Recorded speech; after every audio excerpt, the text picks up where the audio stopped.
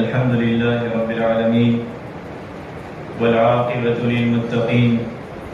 والصلاة والسلام على سيدنا ونبينا محمد وعلى آله وصحبه أجمعين. اللهم أرنا الحق حقا وارزقنا اتباعه وأرنا الباطل باطلا وارزقنا اجتنابه. سبحانك لا علم لنا إلا ما علمتنا إنك أنت العليم الحكيم.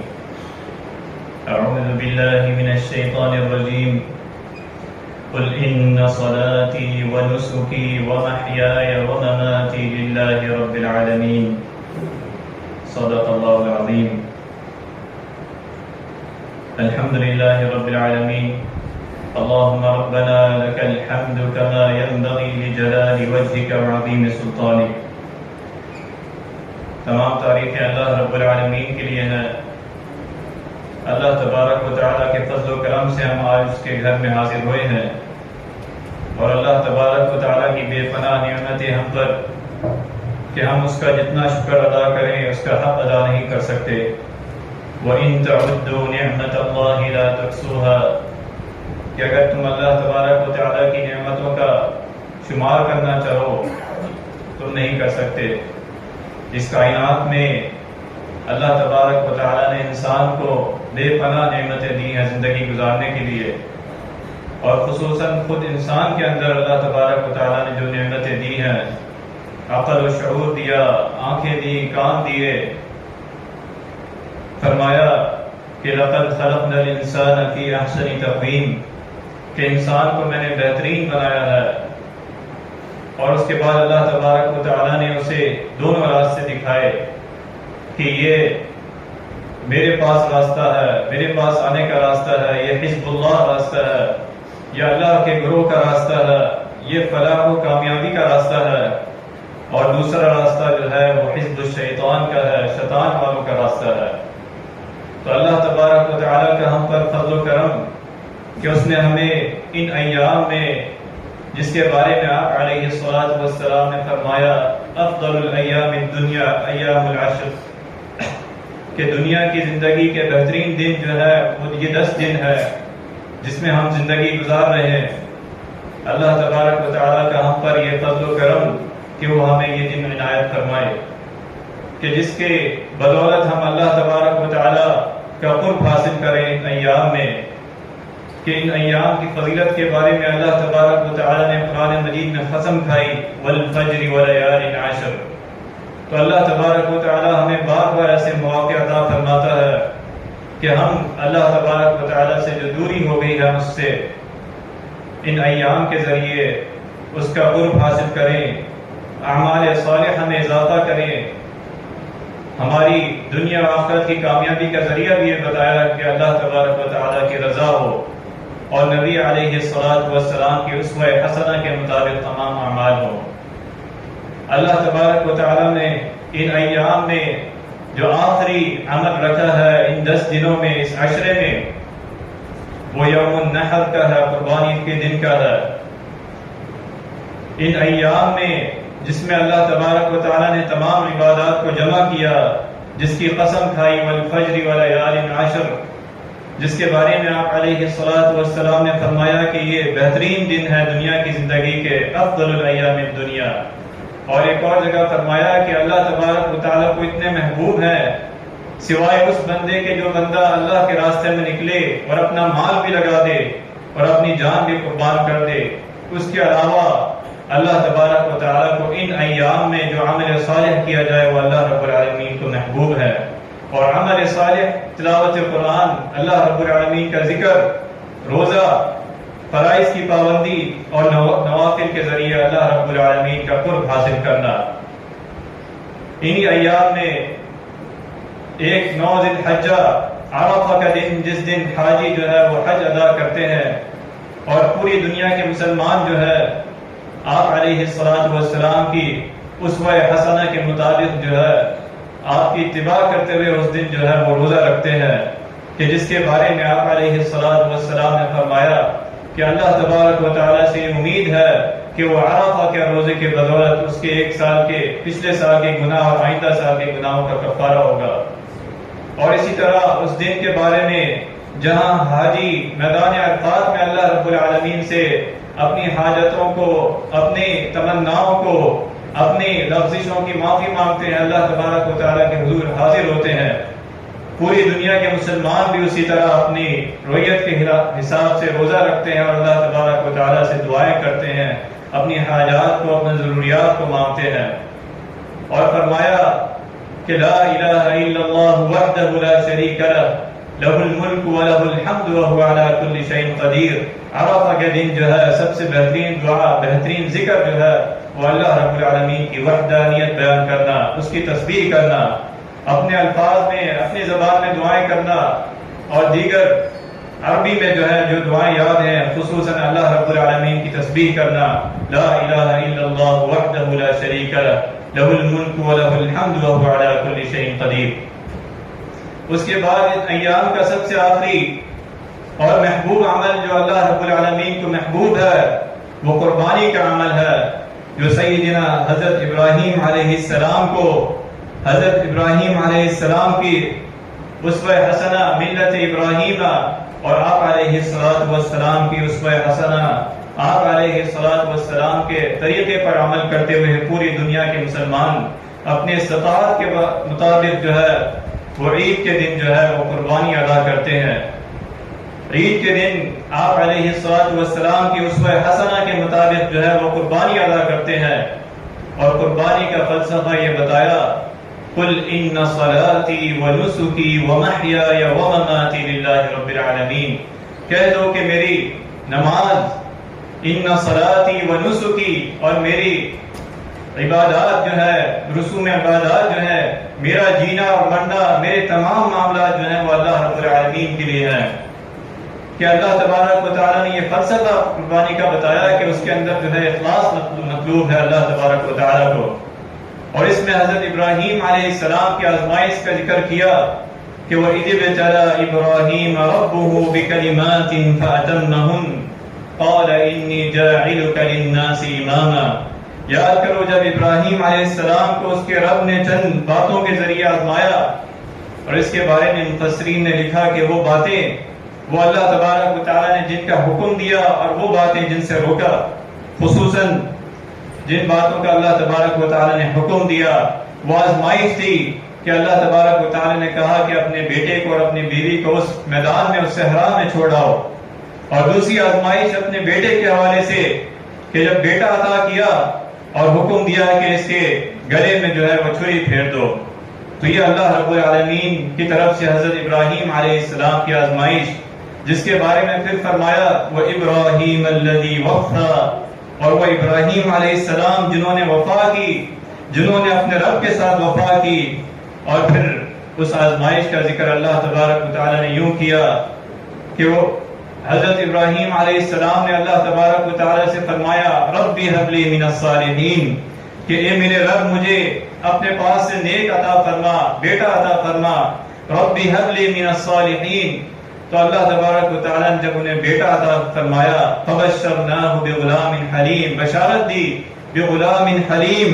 ایک بیٹے کی بشارت دی، بردبار بیٹے کی بشارت دی، خوشخبری دی، فبشرناہ بغلام حلیم۔ پھر فرمایا فلما بلغ معه السعي قال يا بني اني ارى في المنام انی اذبحک فانظر ماذا ترى۔ یہ آزمائش کہ جب اللہ تبارک و تعالیٰ نے انہیں اس عمر میں بیٹا عطا فرمایا، اللہ تبارک و تعالیٰ نے اس عمر میں بیٹا عطا فرمایا اور پھر حکم دیا کہ اس بیٹے کے جو ہے وہ چھری پھیر دو، تو حضرت ابراہیم علیہ السلام نے اپنے اس خواب کا ذکر کیا اپنے بیٹے سے کہ انی ارا فی المنام انی اذبحک فانظر ماذا ترى، کہ میں نے خواب میں دیکھا ہے کہ میں تجھے ذبح کر رہا ہوں،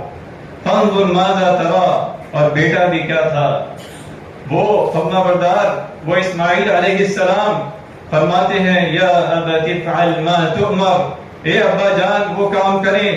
جس کا آپ کو اللہ رب العالمین نے حکم دیا ہے،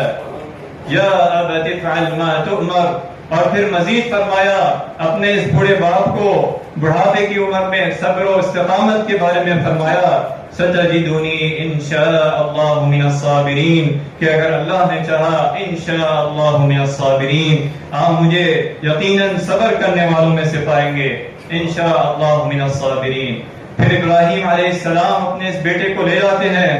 اور مینا میں لے جا کر وہاں لٹاتے ہیں، اللہ تبارک و تعالیٰ کے حکم سے اس کے گردن پر چھری رکھتے ہیں اسماعیل علیہ السلام کے، تو اللہ تبارک و تعالیٰ کی طرف سے ندا آتی ہے، یا ابراہیم قد صدقت الرؤیا، اے ابراہیم آپ نے اپنا خواب سچا کر دیا، قد صدقت الرؤیا انا کذالک نجزی المحسنین، ہم احسان کرنے والوں کو، اطاعت و فرمانبرداری کرنے والوں کو جو ہے اجر عظیم عطا فرماتے ہیں۔ ہم نے یہ آپ کا خواب سچ کر دیا، ہم نے اس قربانی کو قبول فرمایا، اور پھر فرمایا وَفَدَيْنَاهُ بِذِبْحٍ عَظِيمٍ، کہ اس کی جگہ اللہ تبارک و تعالیٰ نے ایک عظیم جانور بِذِبْحٍ عَظِيمٍ کو قربان کر دیا۔ تو یہ فلسفہ قربانی جس کے بارے میں اللہ تبارک و تعالیٰ نے دوسری جگہ فرمایا کہ قُلْ إِنَّ صَلَاتِي وَنُسُكِي وَمَحْيَايَ وَمَمَاتِي لِلَّهِ رَبِّ الْعَالَمِينَ، کہ آپ کا جینا، آپ کا مرنا، آپ کی پوری زندگی کے عمل جو ہے وہ اللہ رب العالمین کے لیے ہو، آپ کی قربانی وہ اللہ رب العالمین کے لیے ہو۔ پھر فرمایا آپ علیہ الصلوۃ والسلام کی اسوہ حسنہ بھی ہے کہ جب تک آپ علیہ الصلوۃ والسلام نے ہر سال مدینہ منورہ میں قربانی کی، اور پھر آپ علیہ الصلوۃ والسلام نے یہ بھی فرمایا من وجد سعة لأن يضحي فلم يضحى فلا يحضر مصلانا، او كما قال علیہ الصلوۃ والسلام، کہ جو شخص استطاعت کے باوجود قربانی نہیں کرتا وہ ہماری عیدگاہ کے قریب نہ آئے۔ کہ لہذا یہ فلسفہ قربانی حضرت ابراہیم علیہ السلام کی آزمائش اور حضرت محمد صلی اللہ علیہ وسلم کی اسوہ حسنہ، یہ ذہن میں یہ نیت ہو، یہ اخلاص ہو، اور اللہ رب العالمین کے لیے ہو کہ وہ قربانی جو ہے اگر ضرورت پڑی اپنی تمام خواہشات پر بھی جو ہے وہ اسی طرح چھری چلائے گا، اور ضرورت پڑی تو اپنی زندگی کو بھی اللہ رب العالمین کے سامنے پیش کر دے گا۔ یہ قربانی کا فلسفہ ہے۔ انما يتقبل الله من المتقین، بے شک اللہ تبارک و تعالی متقیوں کا عمل ہی قبول فرماتا ہے۔ اخلاص کے ساتھ جو عمل کیا جائے وہ اللہ رب العالمین کو جو ہے مطلوب ہے۔ اللہ تبارک و تعالی نے آپ علیہ الصلوۃ والسلام کو بھی یہ حکم دیا فَصَلِّ لِرَبِّكَ وَانْحَرْ، اپنے رب کے لیے نماز پڑھ اور اسی کے لیے جو ہے قربانی کر، اپنے رب کے لیے نماز پڑھ اور اسی کے لیے قربانی کر، تو اللہ تبارک و تعالیٰ کے لیے عمل قربانی کا اخلاص کے ساتھ ہو۔ قُلْ إِنَّ صَلَاتِي وَنُسُكِي وَمَحْيَايَ وَمَمَاتِي لِلَّهِ رَبِّ الْعَالَمِينَ۔ پھر مزید فرمایا کہ یہ جانور کا ذبح کرنا بھی اللہ کے نام پر ہو۔ إِنَّمَا حَرَّمَ عَلَيْكُمُ الْمَيْتَةَ وَالدَّمَ وَلَحْمَ الْخِنْزِيرِ وَمَا أُهِلَّ لِغَيْرِ اللَّهِ بِهِ، بے شک اس نے تم پر حرام کیا ہے مردہ جانور اور بہتا ہوا خون، سور کا گوشت، اور ہر وہ جانور جس پر اللہ تبارک و تعالیٰ کے سوا دوسروں کا نام پکارا جائے وہ تم پر حرام ہے۔ آپ علیہ الصلوۃ والسلام نے فرمایا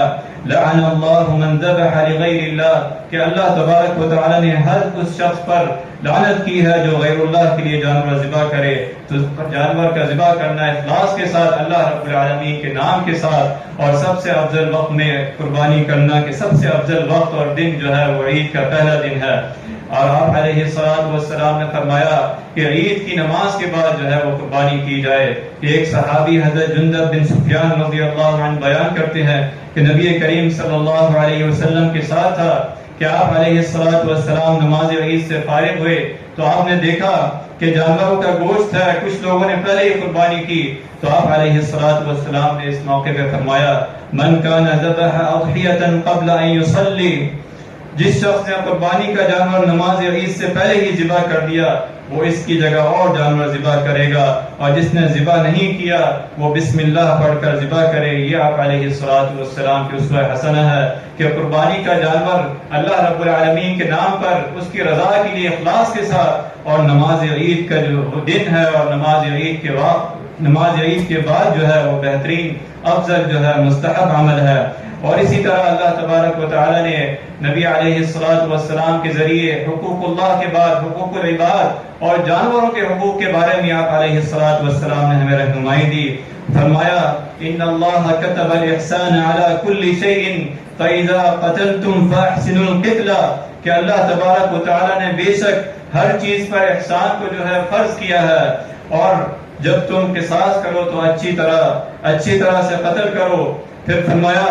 وَإِذَا ذَبَحْتُمْ فَأَحْسِنُوا الذِّبْحَ اور جب تم جانور کو ذبح کرو تو اچھی طرح ذبح کرو، اور تم میں سے ہر شخص اپنی چھری کو جو ہے وہ تیز کر لے، اور ذبح کیے جانے والے جانور کو جو ہے وہ سکون پہنچائے، کہ یہ جانور کا جو ہے وہ حقوق بتائے، جانوروں کو بھی جو ہے دین اسلام نے حقوق بتائے۔ اور اسی طرح ایک اور موقع پر آپ علیہ السلام نے دیکھا کہ ایک شخص کے پاس سے گزرے جس نے بکری کی گردن میں